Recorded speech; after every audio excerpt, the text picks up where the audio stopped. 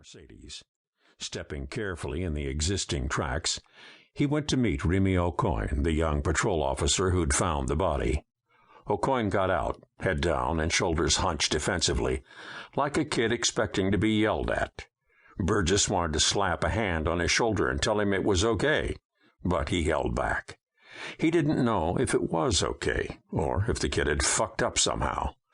Looked like the kid thought he had.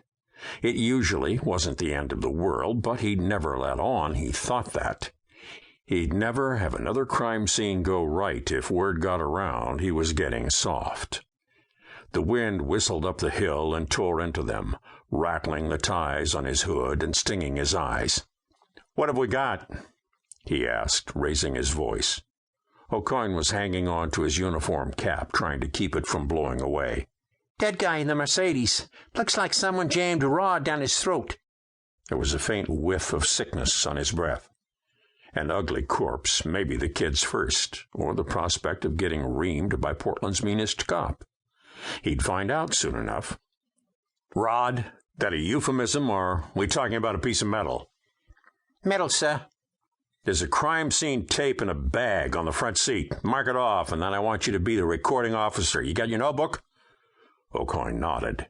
Burgess raised his flashlight and examined the kid's face. His color was bad. Despite the sour breath, Burgess decided it wasn't distress. That would be green. This was the blue of hypothermia. Kid probably wasn't wearing thermals. Didn't want to look fat in his uniform. Young guys were like that, and this was Aucoin's first winter. He'd learn. "There's a watch cap, a heavy sweater, and wind pants on the back seat. Put 'em on." Aucoin hesitated, pride warring with common sense, and then nodded. Burgess watched Aucoin grab the gear, then look around for a dressing room like he wasn't standing on a snowy street. "Out here or in your car, I don't care, but hurry it up. Like to get things under control before I turn into a popsicle." While Aucoin opened his cruiser door and sat on the seat to pull on the pants, Burgess got the crime scene tape, a mallet and a handful of wooden stakes, and dumped them in Aucoin's lap. "Ground's probably too hard for stakes. Trees, poles, use whatever you can," he said. "How'd you happen to find him?" The young patrolman looked like he wanted to be anywhere else on Earth. "I'd noticed the car earlier, sir. It had been there a while. I thought I'd better check." "How much earlier?" 3 hours, sir." The words came out a little bit strangled. "You waited 3 hours to check on him?" "Man's a regular, sir." Burgess shined his light on the MD plates. "So, our victim's a doctor. What's this regular do here?" "Sex, sir." He didn't like it that the kid had let so much time pass, that this doctor was allowed to park on a residential street and have sex in his car. "You know of any sex act that takes 3 hours?" "No, sir." Aucoin's teeth were chattering.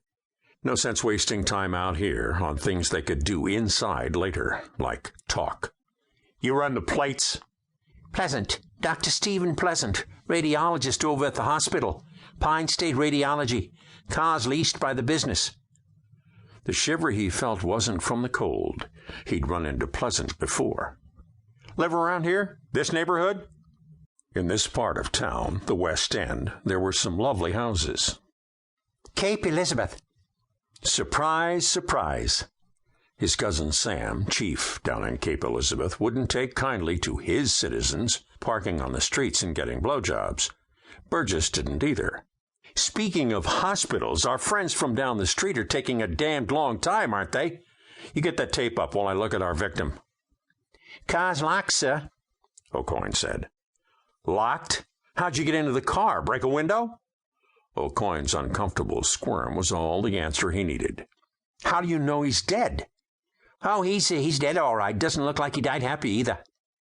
"Jesus Christ, Aucoin, you must be damned gifted if you can declare death through a closed car window. How long you been on the force?" 7 months, sir." "A word of advice," Burgess said. "Don't start cutting corners. It's the quickest way to screw up an investigation." He held up a hand to ward off the young officer's protest. "I know it's a miserable night. No one wants to get out of a car on a night like this.